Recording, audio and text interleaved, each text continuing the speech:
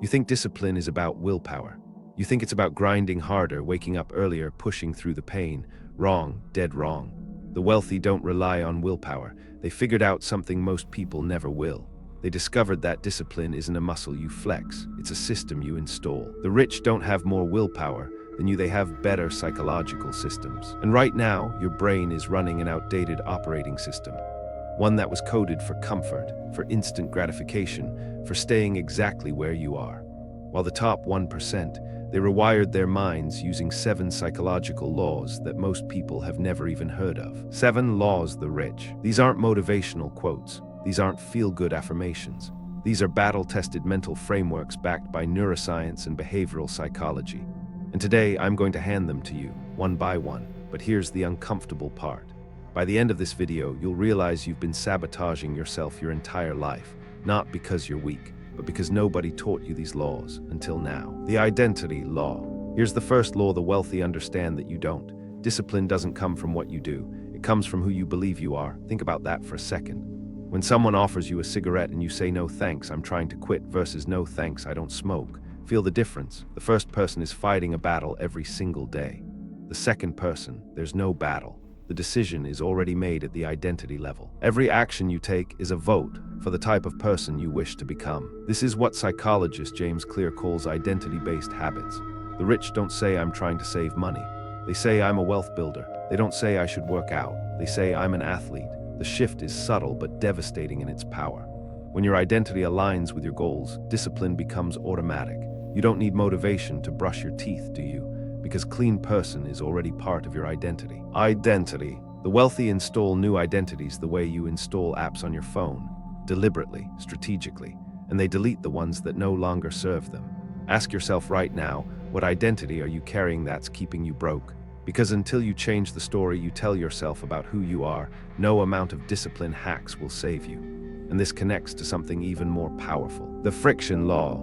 The second psychological law is one that changed everything for me. It's called the law of friction, and it's embarrassingly simple. Make good habits easy and bad habits impossibly hard. Sounds basic, right? But the rich take this to an extreme level that most people would consider insane. Nobel laureate Richard Thaler and behavioral economist Cass Sunstein proved that tiny amounts of friction dramatically change human behavior. When a company moved the salad bar 6 feet closer to the entrance, healthy eating jumped by 40%. 6 feet, that's all it took. Friction destroys temptation. Now think about what the wealthy do. They remove their own access to distractions. They have separate phones for work and personal life. They delete social media from their devices during business hours. They put their alarm clocks across the room. They automate their savings so they never have to decide to save. They design their environments so that the disciplined choice is the easy choice. Meanwhile, what are you doing?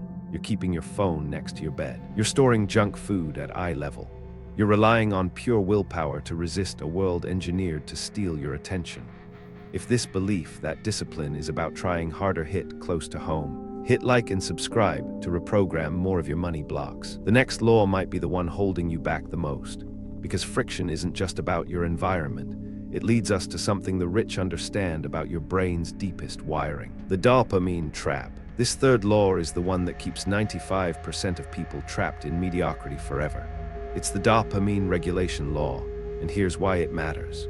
Your brain produces dopamine not when you get a reward, but when you anticipate one. That anticipation is hijacking your discipline every single day. Stanford neuroscientist Andrew Huberman discovered that when dopamine spikes too high from easy pleasures, it crashes below baseline afterward.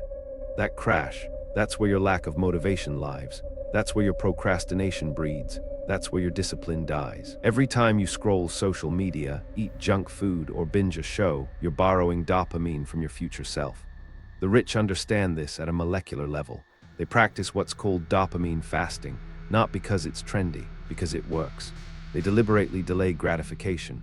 They schedule their pleasures. They earn their rewards through effort first. The ability to discipline yourself to delay gratification in the short term in order to enjoy greater rewards in the long term is the indispensable prerequisite for success. While you're chasing the next hit of instant pleasure, the wealthy are protecting their dopamine baseline like it's their most valuable asset, because it is. They know that a controlled brain is a disciplined brain, and a disciplined brain is a wealthy brain. but controlling dopamine is only half the equation. The next law reveals what happens when your brain turns against you. The pain protocol. Law number 4 is one that most self-help gurus will never tell you about because it's uncomfortable. It's called the pain-pleasure recalibration protocol, and it's based on a simple truth. Your brain is not designed to make you happy. It is designed to keep you alive. That means your nervous system will always push you toward comfort and away from pain, every single time. But here's what the wealthy discovered. Growth lives on the other side of discomfort, not pain for pain's sake, strategic discomfort. Strategic discomfort equals growth. They take cold showers not because they enjoy them, but because they're training their brain to do hard things when it doesn't want to. They wake up at 5 a.m. not because they're morning people, but because they're building the neural pathways of self-override. Psychiatrist Anna Lemke from Stanford found that voluntary exposure to mild discomfort actually resets your pleasure-pain balance. It makes the ordinary feel extraordinary again. The rich don't avoid pain, they schedule it. They dose it. They use it as medicine for a soft mind. While you're optimizing for comfort, the wealthy are optimizing for capability. Think about it. Every time you choose the easy path, you're casting a vote for weakness. Every time you choose the hard path, you're casting a vote for the person who can build empires. And this pain protocol connects directly to the most counterintuitive law of all, the decision diet. The 5th law will shock you because it goes against everything you've been told about success. The wealthy don't make more decisions, they make fewer. It's called decision fatigue, and it was first identified by social psychologist Roy Baumeister. His research proved that every decision you make throughout the day drains the same mental battery that powers your discipline. Every single one. What to wear, what to eat, which email to answer first, whether to hit snooze. Each micro decision chips away at your self-control reserves. The more choices you make throughout the day, the harder each one becomes for your brain. Now look at the billionaires. Steve Jobs wore the same black turtleneck every day. Mark Zuckerberg wears the same gray shirt. Warren Buffett eats the same breakfast. Obama wore only blue or gray suits. Are they boring? No, they're strategic. 1. Eliminate trivial decisions completely. 2. Automate recurring choices. 3. Front-load important decisions to morning. 4. Create default systems for everything. They're conserving their decision-making fuel for the choices that actually matter. The business deals, the investments, the strategic moves that create generational wealth. Meanwhile, you're spending your best mental energy deciding what to have for lunch.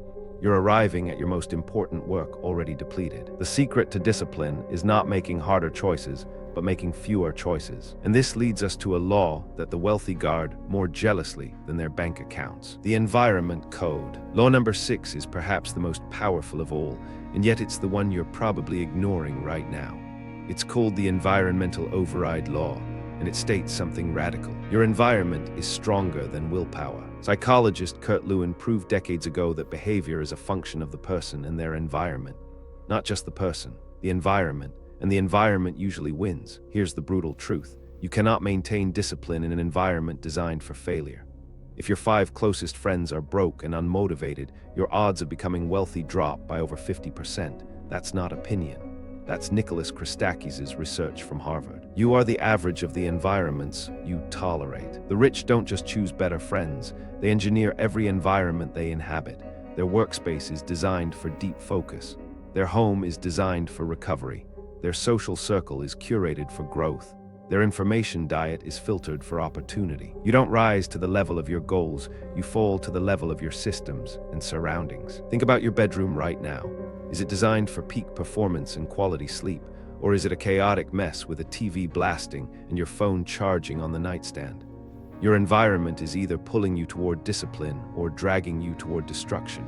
There is no neutral ground, and this connects to perhaps the most hidden law of all, the ritual engine. The 7th and final law is the master key that unlocks all the others. Without this one, the first 6 are useless. It's called the ritual compounding law, and it's based on a discovery that should terrify you. 40% of your daily actions are not conscious decisions, they are automatic habits. That's research from Duke University.